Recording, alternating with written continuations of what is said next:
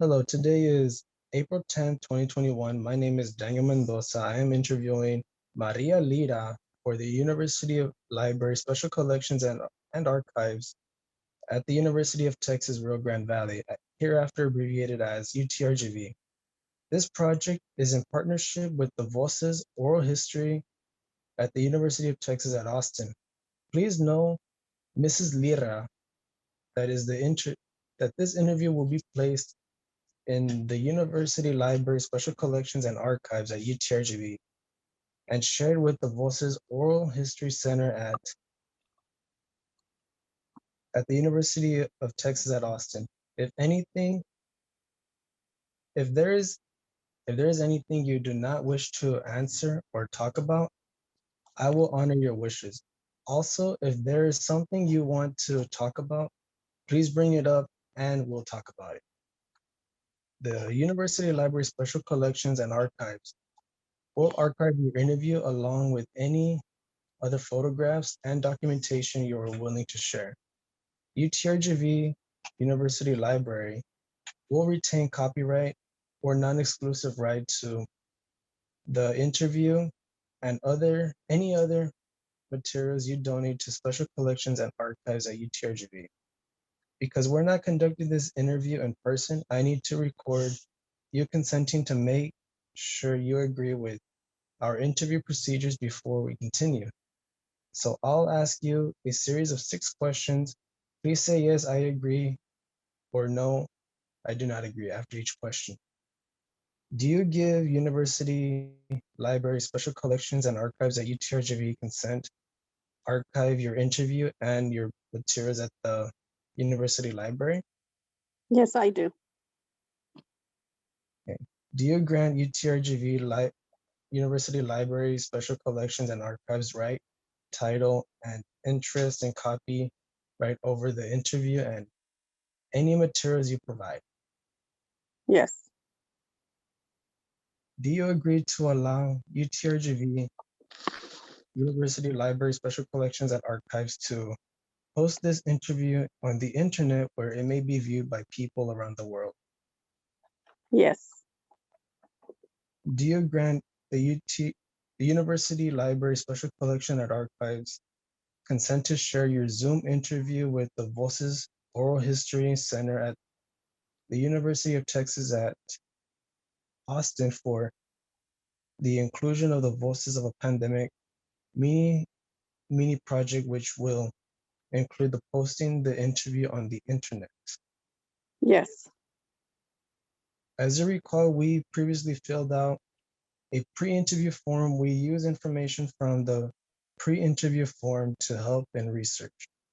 The entire form is kept in a secure Voices server at the University of Texas at Austin before Voices sends it UTRGV University Library Special Collections and Archives. We would have to strip out any contact information for yourself or family members so that will not be part of your public title. Your public file will only be accessible at UTRGV University Library. The final 2 questions ask for your consent on what I just described. Do you wish for us to share the rest of your interview in your public file available to researchers at UTRGV University Library Special Collections and Archives? Yes. On occasion, UTRGV Special Collections and Archives and Voices receive requests from journalists who wish to contact our interview subjects. We only deal with legitimate news outlets. Do you give consent for us to share your phone numbers or email with journalists? Yes. Thank you for your consent. Our experiences and stories mean a lot to us at UTRGV Special Collections and Archives. I look forward to what you say in the interview questions I follow now ask. Okay, Mary, thank you for your time. Like I said earlier, your stories and experiences are valuable to us at UTRGV Special Collections and Archives and the Voices Project. particularly for us at UTRGV Special Collections, we are committed to preserving the stories of Mexican Americans and Latinos from South Texas and the Rio Grande Valley, and those who work closely with these populations during the COVID-19 pandemic. Because you're a paraprofessional who cares for the physical safety and mental well-being of students in the community of Harlingen, Texas. And because you are a grandmother, mother, and wife who is knowledgeable of the ways COVID-19 has affected others in her inner circle, I know you have many meaningful stories and experiences to share on how COVID-19 has impacted these roles you carry out in your life. So before I ask you to share stories about your life in this pandemic, tell us, who is Maria Lira? I am Maria Lira. I'm a paraprofessional at a middle school. I enjoy what I do, but with this pandemic, it's hard. Okay, first question. So the first question I want to ask you is, when did you hear about COVID-19? How did you learn from it? Radio, TV, children, social media, or any other? TV and the news. Okay, next question. What was your first reaction to the information about COVID-19? Scary. Okay. At what point did you realize this pandemic was a serious life-altering event? When they did the stay at home. Over the last few months, what news, media, social media, or other sources do you rely on to keep you informed about the coronavirus? Um, well, it's not more in the news. It's the same thing now. I just go by seeing people out there. It seems like it's coming down. Hmm, okay. Can you share with me what you understand about COVID-19 as an infectious disease and any of its variants? Likewise, can you share with me what you do not understand about the new coronavirus? Uh, but I understand that it affects the body. It affects your lungs, and if you get it, you need to be very careful because it's very dangerous. As elderly people or people that are fine are has passed away because of the COVID.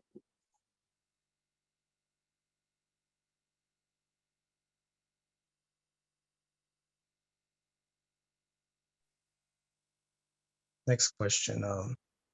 Do you have a vaccination story you would like to share with me now or perhaps later in this new interview? I thank God I already have mine. I got both already. So I'm a little bit more calm about the virus. O- Okay. Do your family members hold the same beliefs as you about COVID-19, or there's some who take it more seriously or lightly? Uh, my immediate family are is the same as me.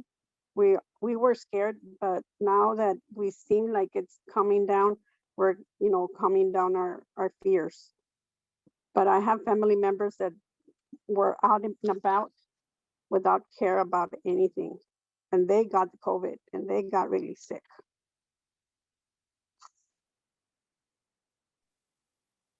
Okay. For this next set of questions, I'd like to talk about what you've seen COVID-19 affect family members, friends, and equally important because you are from the Rio Grande Valley, having to experience changes similar, just like others of distance. The first question about family, please share with me a little bit about your family. How many family members are in your immediate family, and how often do you get together before the pandemic? Okay, my immediate family, we're 11 together. Uh, and we would get together almost every weekend, but now with the pandemic, uh, we have to do everything on Zoom. We're barely starting off to go out to eat, but we weren't going out at all because we were scared. Okay, next question. How did the pandemic impact family traditions, customs, and holiday celebrations? For example, did you celebrate birthdays, Thanksgivings, and Christmases differently? Please describe. Yes, we did. We would do it on Zoom. We would text each other the Zoom codes and we would do everything on Zoom because it was scary out there.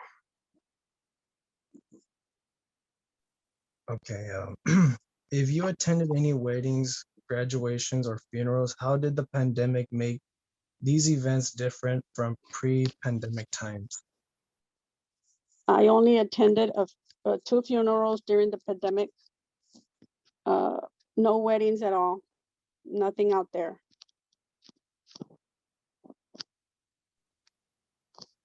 Next question. How often do you communicate with your family, such as sons, daughters, in-laws, during the pandemic? Every day or every other day. Okay, next question. You shared that your husband has a contractor company. How is he handling his business during the pandemic? He's a self contractor and he uh, handled it okay, but they would be very cautious of how they would do their work because they're mostly in new homes, so nobody's occupying the home. So the workers were safe because there wasn't any people in the house. Okay, next question. You also shared with me that you have a son that lives in Dallas. How is he handling the pandemic in Dallas? Um, Apparently, they're doing pretty good because they got both of them got already the shot. So I'm I'm more safe. You know, I feel safer than before because they already have the vaccines. Okay, next question. Can you please share with me what it's like to take care of your 3-year-old grandson during this pandemic? It is hard because we can't take him to the park or out to the movies or out to eat because of the pandemic. Okay, next question. Often do you commit when going out to public, what things do you do differently before COVID versus times of COVID-19? Oh, a lot of hand sanitizer and washing our hands a lot. That's mainly the biggest thing. Okay, next question. You mentioned that you lost some of your in-laws to COVID-19. Can you describe how this made you feel when you learned that your in-laws died because of COVID? Yes, it was my stepfather. My husband's stepfather. He he got COVID, and we don't know how. He used to live out in the country, and it was only him and my mother-in-law. And he got all of a sudden he just started getting sick, had a fever, and by the time we knew, he had already passed away. It was really, really hard on the family, very, very hard. And we also lost my husband's cousin on that with COVID. Okay, next question. When deaths of the family were going on, did you feel that you could do anything to help with the grief, or did you do anything to help them out with the grief? When somebody passes away from the family, there's no words for the grief. It's just time. Uh, Time passes and it starts getting a little bit easier, but it's very, very hard during that time. Okay, next question. How how did you think city life in Harlingen is responding to the pandemic? Do you think the city on whole is following CDC recommendations like mask wearing, social distancing, or not so much? Please give examples. I do think there are following because I see a lot of people like HEB, if you're not wearing a mask, they don't let you go in, or restaurants, they have requirements to wear a mask while you're not eating. Different places I've seen that masks are required, which is great. Okay, next question. This transition is the next set of questions that focuses on your stories and experiences as a paraprofessional in the time of COVID-19. So this question asks, so just to get some backstory, how long have you been employed at Harlingen CISD? This is my 20th year.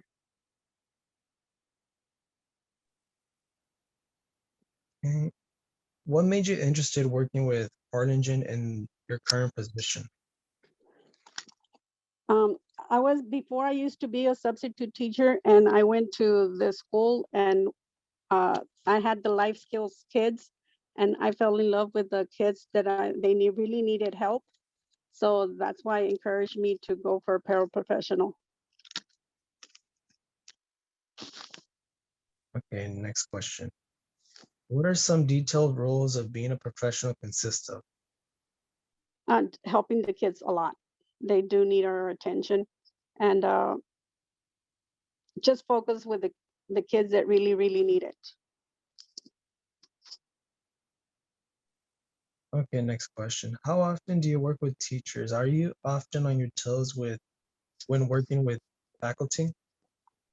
Uh, we work with teachers every single day because we have to uh, get the instructions from the teacher what they want us to help the kids with. Okay, next question.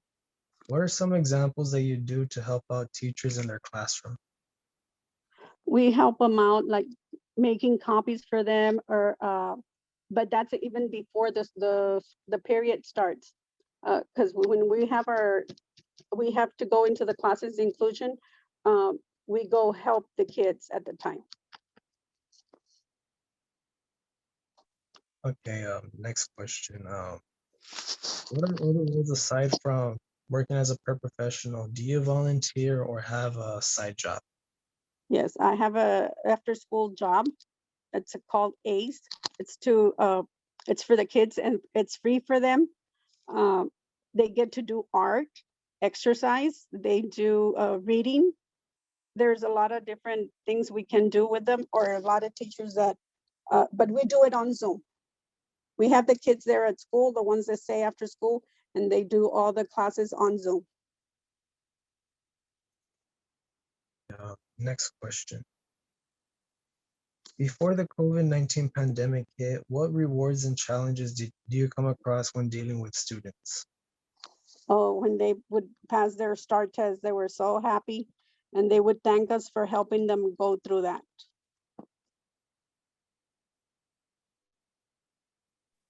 Okay, next question. How have these roles been impacted by the COVID-19 pandemic? It has impacted a lot because you can't hug the kids or give them a high five or anything. You have to be a distance, 6 feet apart. And it's really, really hard.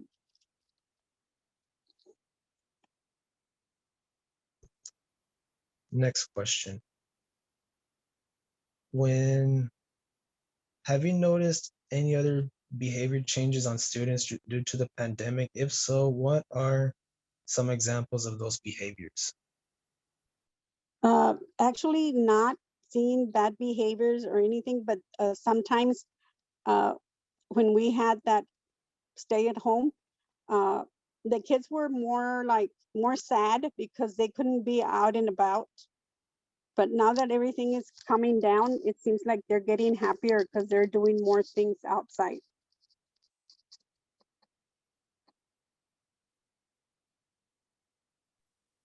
Next question.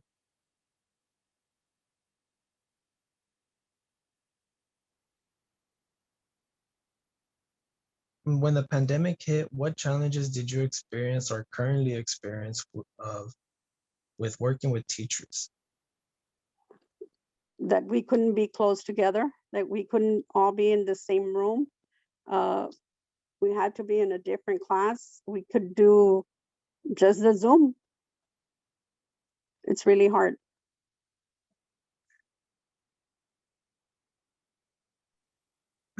Next question. If you know any teachers that have changed their teaching style going into the virtual classroom or limited seating due to the pandemic, what challenges do you see when in teachers that are facing? I see a lot of teachers are having problems with students that they go into the Zoom and they turn off their cameras, and we don't know if they're there or not. Sometimes they're not because they're not doing their work. They're staying behind on that.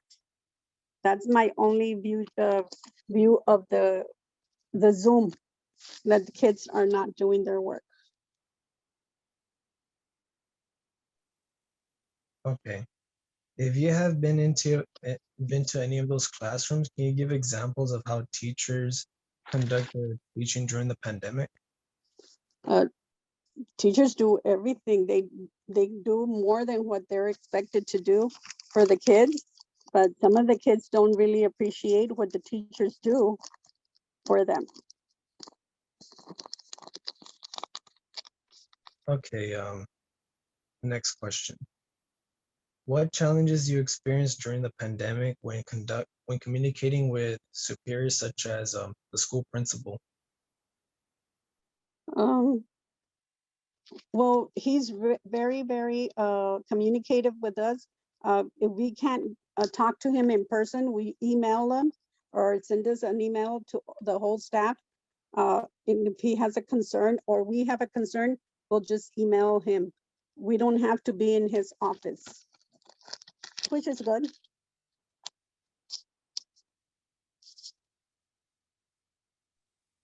Next question. Do you feel that Harlingen ISD opened the school safely? If so, or if not, what can they do? What can they do better? Well, apparently right now we are still on the mask, and we still have, well, now it's only 3 feet apart, but in 2 weeks, the kids will be coming more, kids will be coming to school because they're gonna open the doors for them.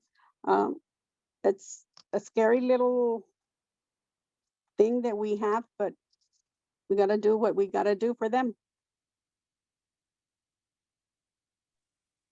Okay, next question. Have you yourself or any other colleagues experienced a lower pay or pay cut due to COVID-19 pandemic?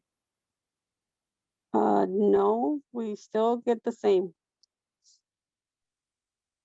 Okay, have you experienced shorter hours or been laid off due to the beginning of COVID-19 pandemic? If so, what are some challenges you've experienced? It was only in the beginning of school, that we started school a little bit later, that we started from home. But then they opened our schools for the teachers and paras, and we've been in schools ever since. Next question. When Harlingen announced that they're going to open up the schools, can you explain the plan if there is one or is it going to be effective? Uh, the plan that they have is for the kids to come back and try to be the safe as we can. They have hand sanitizer all over the school. They tell them to wash their hands and wear their mask.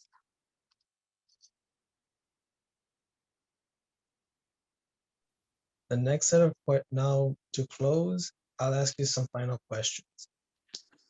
Are you satisfied with the local response to COVID-19 in Harlingen, Texas, and all over Cameron County?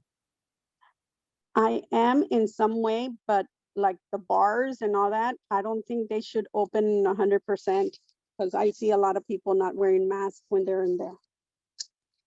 But the rest, I think it's pretty good. Okay, next question. Are you satisfied with the state response to COVID-19 led by Texas Governor Greg Abbott?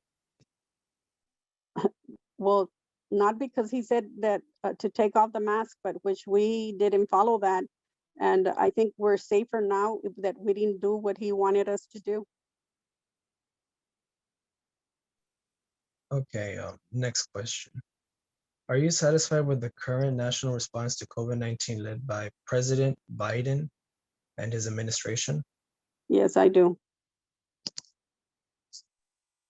Okay, if you had the power to respond to COVID-19 with policies, laws, or workplace decisions, what would you do differently, if anything?